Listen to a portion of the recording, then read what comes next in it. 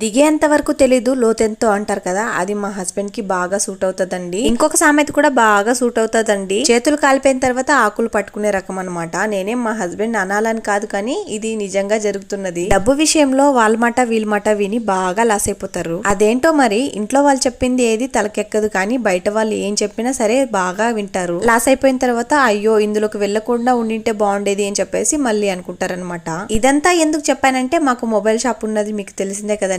ఇంకా దానితోడు ఇంకా ఎర్రగడ్డల షాప్ అయితే పెట్టారనమాట. అంటే ముందునే దానికి మిరపకాయలు ఏ మాత్రం ఎక్స్పీరియన్స్ లేకుండా ఈ పచ్చిమిరపకాయలు అయితే వేసుకొచ్చేసారు. అది 100 కేజీలు వద్దన్నా సరే వాళ్ళు వేసి పంపించేశారంట. ఇంకా 100 కేజీలు కూడా లాసేనండి. ఒక్క మిరపకాయ అంటే ఒక మిరపకాయ కూడా అమ్ముడుపోలేదు.